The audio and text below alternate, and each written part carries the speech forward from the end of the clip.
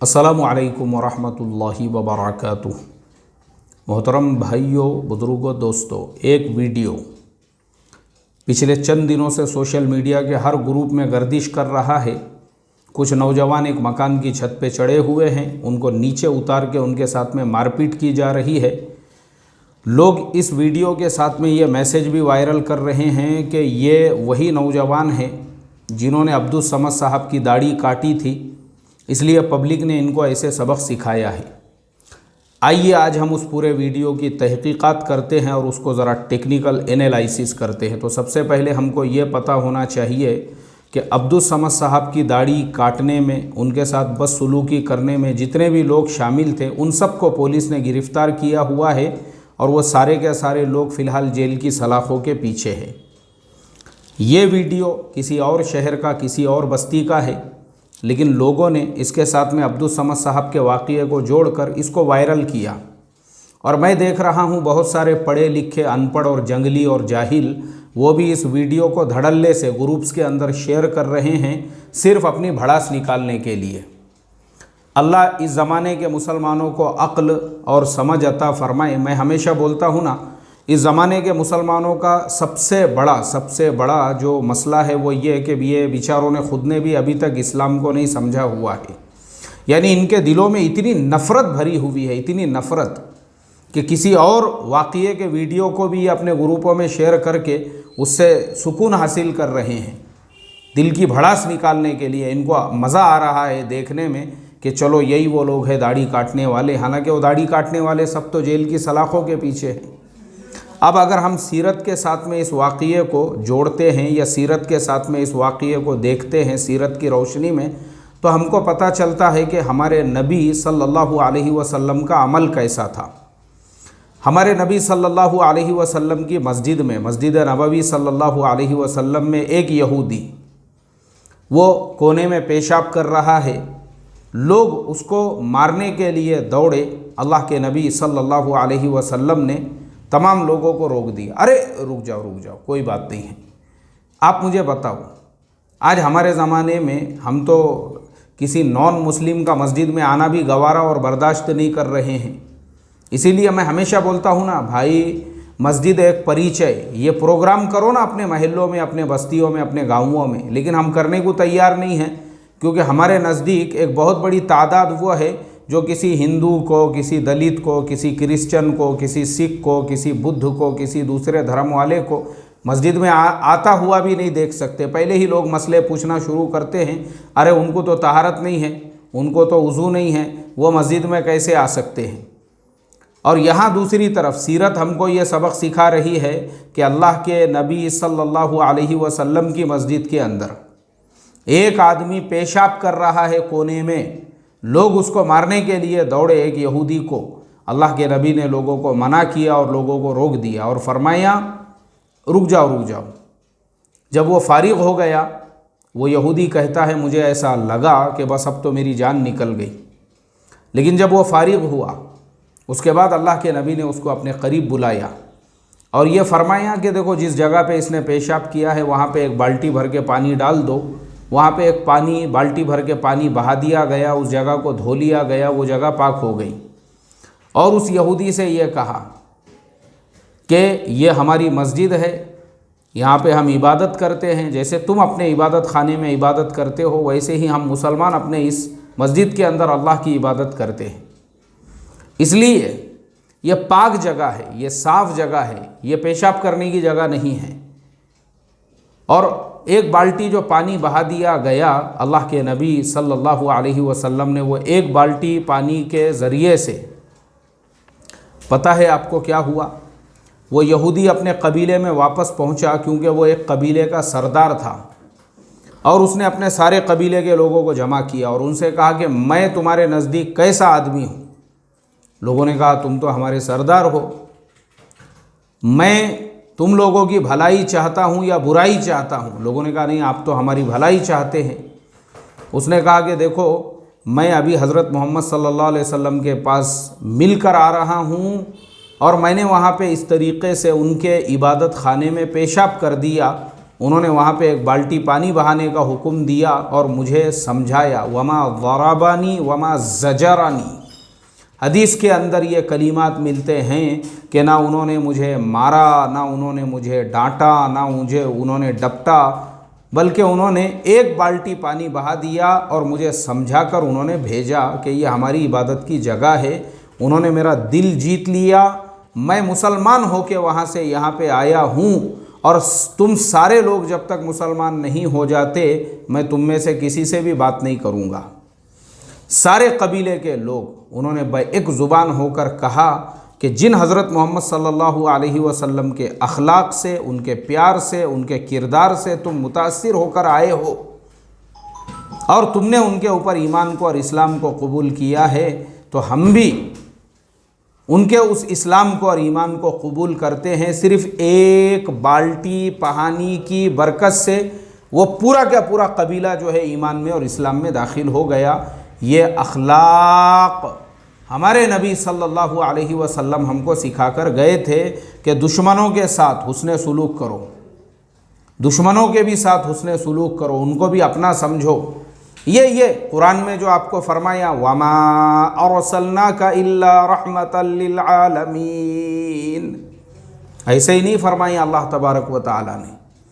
तो हमारे नबी हमको अखलाक सिखा कर गए, प्यार सिखा कर गए, मोहब्बत सिखा कर गए, लेकिन आज सियासत और पॉलिटिक्स ने हमारे दिलों में इतनी नफ़रतें भर दी, नफ़रतें, इतनी ऐसी नफ़रतें भरी हुई है।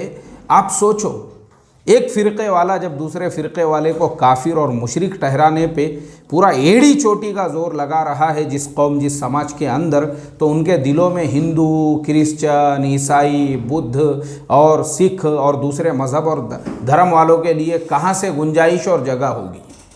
ये प्रॉब्लम है हमारा।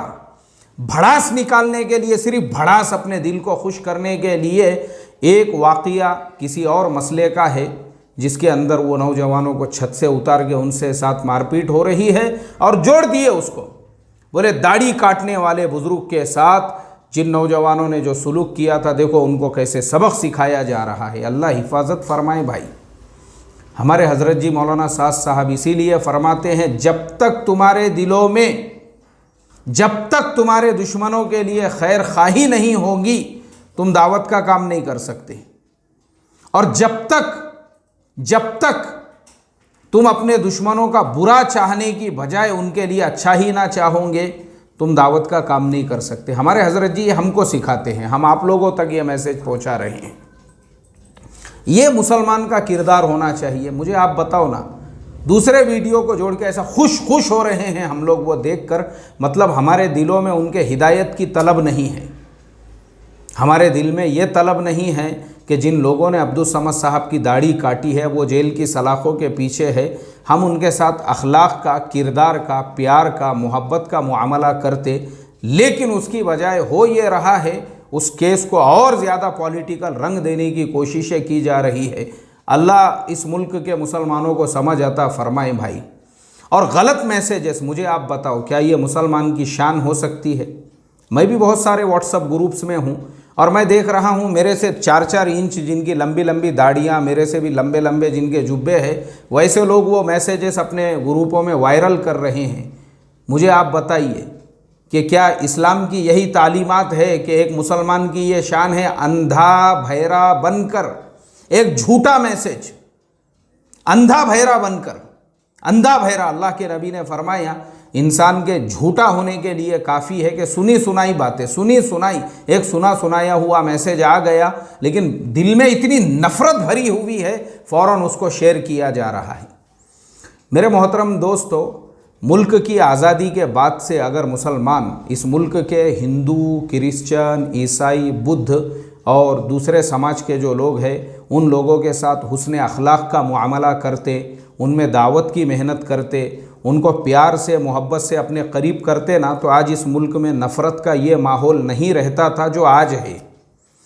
बाबरी मस्जिद की शहादत के बाद हज़रत मौलाना सैयद अबुल हसन अली मियाँ नदवी रहमतुल्लाह अलैह, जिनकी सरपरस्ती में हमारा ये फाउंडेशन चलता है, उन्होंने क़याम इंसानियत के नाम से एक तहरीक इसीलिए शुरू की थी कि एक तबका जो मुल्क में नफ़रत फैलाने का काम कर रहा है, अगर तुम उनका मुकाबला करना चाहते हो, उसका तरीक़ा नफ़रत नहीं है, उसका तरीक़ा है मोहब्बत। उनको करीब करो, उनको अपने मस्जिदों में लाओ, मस्जिद एक परिचय के नाम पे प्रोग्राम चलाओ। ईद मिलन के प्रोग्राम, मैं यानी ईद के बाद से कम चौथी पाँचवीं मरतबा ये बात बोल रहा हूँ, और हर साल मैं ईद के बाद ये बात बोलता हूँ कि हमारे जो हिंदू भाइयों की बस्तियाँ हैं, दलित भाइयों की जो बस्तियाँ हैं, हमारे जो बस स्टैंड है, हमारे जो रेलवे स्टेशन है, अरे शीरखुरमा बनाओ ना वहाँ 20-20 30-30 लीटर का, पिलाओ सारे लोगों को, मुसाफिरों को, आने जाने वालों को, और बोलो उनको भाई हमारी तरफ से ये ईद मिलन का प्रोग्राम है। ईद मिलन करो ना, ईद मिलन सबको साथ में लेकर। अरे इससे प्यार बढ़ेगा, आपस की नफ़रतें दूर होंगी, आपस में मोहब्बतें, ये तरीक़ा है देखो करीब करने का, हिंदू भाइयों को करीब करने का, बिरादरान वतन को करीब करने का, यही तरीक़ा है। यही तरीक़ा जो हज़रत मौलाना सैयद अबुल हसन अली मियाँ नदवी रहमतुल्लाह अलैह ने क़याम इंसानियत के नाम से जो बुनियाद रखी थी।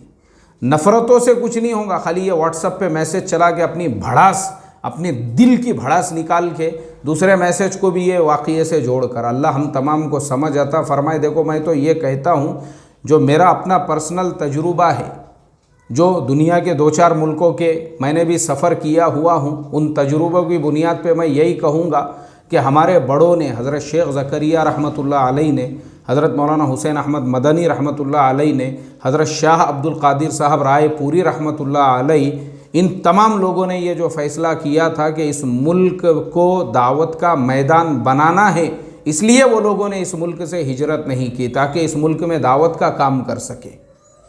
और हम अगर इस मुल्क में दावत के इस मुबारक अमल को छोड़कर ये फ़ालतू चीज़ों में लगे रहेंगे और अपने वक्त को ज़ाय और बर्बाद करेंगे, मैं समझता हूँ नफ़रतें और बढ़ेंगी और मुल्क का माहौल ख़राब किया जाएगा, क्योंकि हम नफ़रत फैलाने वालों का जवाब जो है नफ़रत से दे रहे हैं। तो कुरान में ख़ुद अल्लाह तबारक व तआला ने बार बार ये फरमाया है कि नफ़रत का जवाब तुम नफ़रत से नहीं दे सकते हो। नफ़रत को अगर दूर करना है तो उसका तरीक़ा मोहब्बत है, अखलाक है, किरदार है, जो हमारे नबी सल्लल्लाहु अलैहि वसल्लम ने अपने दुश्मनों के साथ में किया। एक बाल्टी भर के पानी बहा दिया तो पूरा कबीला ईमान में दाखिल हो गया। वहशी इब्ने हर्ब, आपके चचा हज़रत हमज़ा रज़ी अल्लाह ताला अन्हु को जिसने शहीद किया, माफ़ कर दिया आपने उसको।